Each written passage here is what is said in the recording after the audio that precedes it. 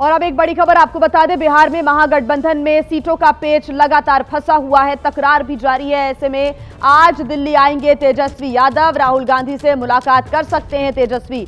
130 या फिर 138 सीटों पर आरजेडी बिहार में चुनाव लड़ सकती है। सहयोगियों के दबाव में नहीं आएगी आरजेडी। बड़ी खबर इस वक्त हम आपको बता रहे हैं, बिहार विधानसभा के चुनाव 6 नवंबर और 11 नवंबर को मतदान होगा और 14 नवंबर को नतीजे आएंगे। लेकिन अब तक जो सीटों का पेच है वो फंसा हुआ नजर आ रहा है महागठबंधन में।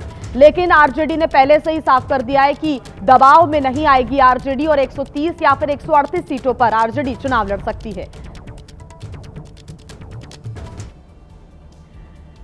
वहीं देखिए, तेजस्वी यादव क्रिकेट की पिच पर भी दिखाई दिए। अपनी बल्लेबाजी से उन्होंने ये बताने की भी कोशिश की कि इस बार वो शतक जरूर लगाएंगे। हाथों में ग्लव्स पहना, पल्ला उठाया, पोजीशन ली और पहली बॉल पर डिफेंसिव शॉट खेला।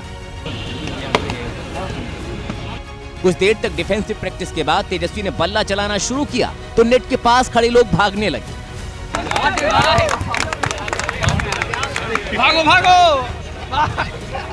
इसके बाद तेजस्वी ने एक जोरदार शॉट मारा, सीधे लॉन्ग ऑन में। इस शॉट के बाद वहां समर्थक की कमेंट्री सुनिए जो सियासत से मेल खाती है।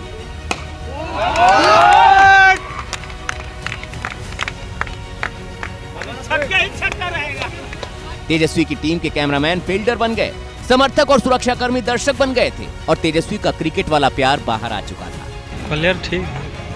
मैनुअल हक स्टेडियम के इस नेट में सब तेजस्वी के अपने थे, लेकिन चुनावी पिच पर कुछ बाउंसर्स आएंगी, कुछ यॉर्कर आएंगी और कुछ ऐसे गेंदबाज भी आएंगे जो बल्ला चलाने का मौका नहीं देंगे। अब तेजस्वी चुनाव की पिच पर कितने चौके छक्के मारेंगे ये 24 नवंबर को पता चल जाएगा।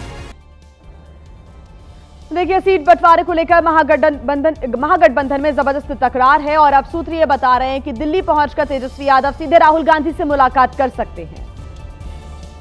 को दिल्ली जाने की नौबत इस वजह से आ रही है क्योंकि पटना में बात बन नहीं पा रही। सूत्र बता रहे हैं कि आरजेडी कांग्रेस को 50 से ज्यादा सीट देने को तैयार नहीं और बड़ी बात तो यह है कि कांग्रेस की कुछ सिटिंग सीटों पर भी तेजस्वी की नजर है।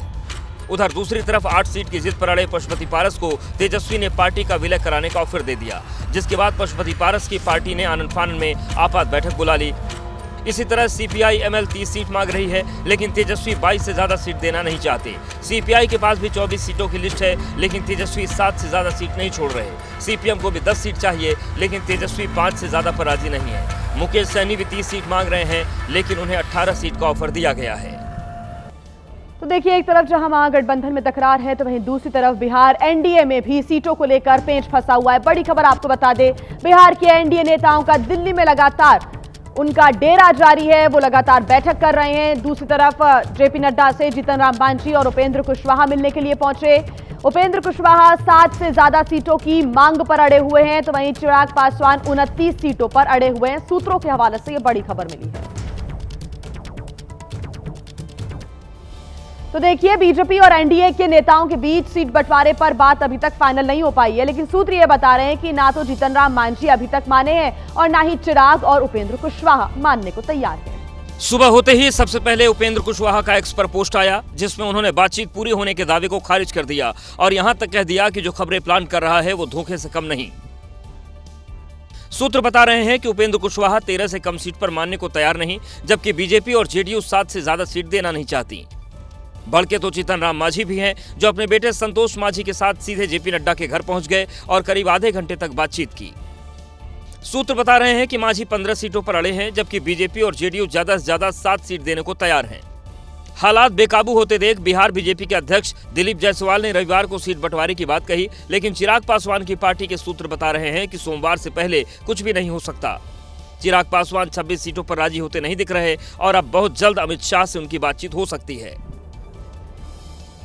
और देखिए, साथ ही साथ बिहार में चुनाव का ऐलान होते ही पार्टी बदलने का दौर भी शुरू हो गया है। पिछले 24 घंटे में कई दिग्गज नेता दूसरी पार्टियों का दामन थामते नजर आए।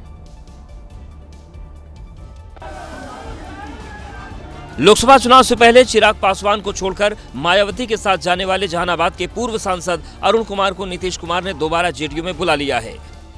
जेडीयू में अरुण कुमार की ये तीसरी पारी है। उधर आरजेडी में भी नए नेताओं का स्वागत तेजी से चल रहा है।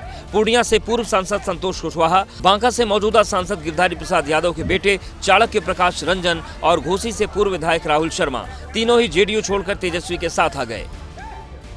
इसी तरह दरभंगा के अलीनगर से बीजेपी के मौजूदा विधायक मिश्रीलाल यादव भी पार्टी छोड़ चुके हैं और बहुत जल्द आरजेडी में शामिल हो सकते हैं।